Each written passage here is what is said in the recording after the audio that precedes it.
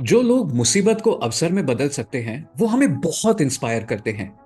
ऐसी ही एक इंस्पायरिंग कहानी जो रामायण में हुई वो मैं आज आपके साथ शेयर करना चाहता हूँ।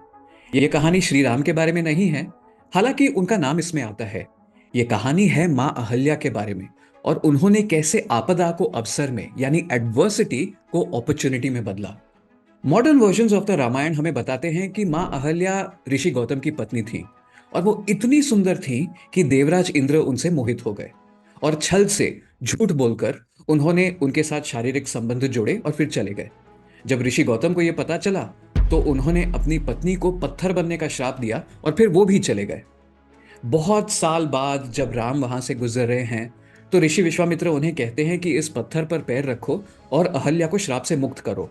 वो वैसे करते हैं और पत्थर मां अहल्या बन जाता है और बात खत्म हो जाती है। पर इस कहानी से मुझे हमेशा प्रॉब्लम थी।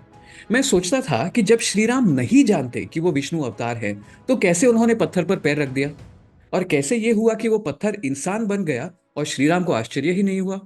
और ऐसे बहुत सारे सवाल थे अनटिल मुझे पता चला कि यह कहानी सिर्फ आधी सच है, हाफ ट्रूथ। वास्तव में वाल्मीकि रामायण हमको बताते हैं कि कहानी में यह हुआ। मां अहल्या जानती थी कि यह देवराज इंद्र हैं और उस मोमेंट में, उस क्षण में वो भावनाओं में बहक जाती हैं और उनके जजमेंट में एक छोटा सा लैप्स होता है, एक गलती हो जाती है। यार किसी के साथ भी होगा, अगर कोई पावरफुल गुड लुकिंग हमको अप्रोच करे, right, regardless of our commitment status. मां अहल्या जानती हैं कि वो क्या कर रही हैं और जब ऋषि गौतम को पता चलता है तो सबसे पहले वो देवराज इंद्र को श्राप देते हैं कि वो नपुंसक बने।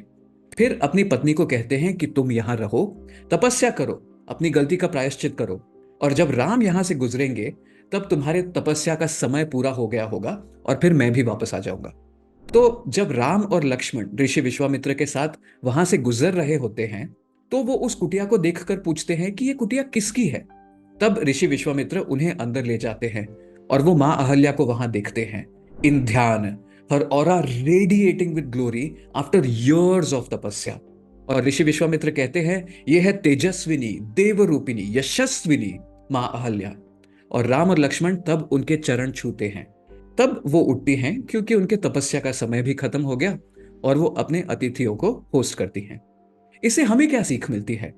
जरा सोचिए, क्या मां अहल्या अपनी जिंदगी का मिशन बदला बना सकती थी इंद्र के और अपने पति के अगेंस्ट?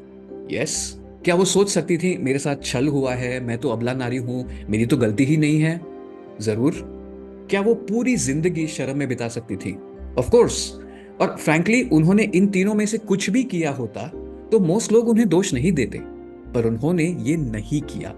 मां अहल्या जानती थी कि एक गलती को दूसरी गलती या तीसरी गलती करके सुधारा नहीं जा सकता है, इसीलिए उन्होंने तपस्या का रास्ता अपनाया। वो जजमेंट में चूक जो उन्होंने की थी, उन्होंने उसको यूज किया to leave her desires behind और एक ऋषिका बनने में।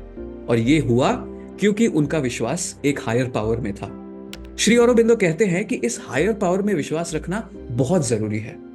It is sufficient at first to have the full force of the faith, for we cannot from the beginning of yoga have full illumination. Then, however we err and stumble, our force of faith will sustain us. When we cannot see, we shall know that God withholds the light, imposing on us error as a step towards knowledge, just as He imposes on us defeat as a step towards victory. जब विश्वास है या तो life में, या तो Cosmos में, या तो भगवान में, तो हम जानेंगे कि जो अंधेरा है वो इसलिए है क्योंकि हमसे रोशनी रोका जा रहा है। वो इसलिए है कि जिस चीज में हम विश्वास करते हैं वो चाहता है कि हम गलतियां करें और उन गलतियों से ज्ञान प्राप्त करें। ऐसे नहीं कि गलतियां करते जाए ये बोल के कि अरे भगवान को तो यही चाहिए। नहीं, उन गलतियों को हम स्टेपिंग स्टोन टुवर्ड्स ज्ञान यूज करें, जैसे हम डिफीट यूज करते हैं as a stepping stone towards knowledge.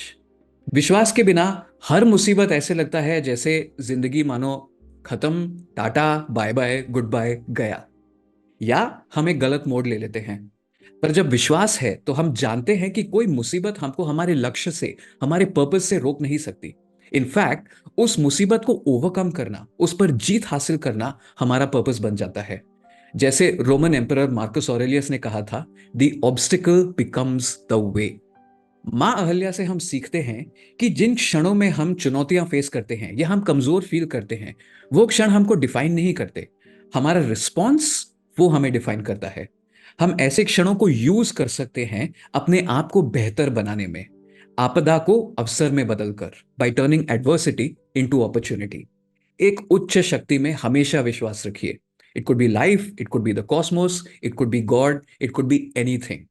ये उच्च शक्ति वो रोशनी है जो आपको अंदर से उत्तेजित करती है और बुराइयों को नष्ट करती है।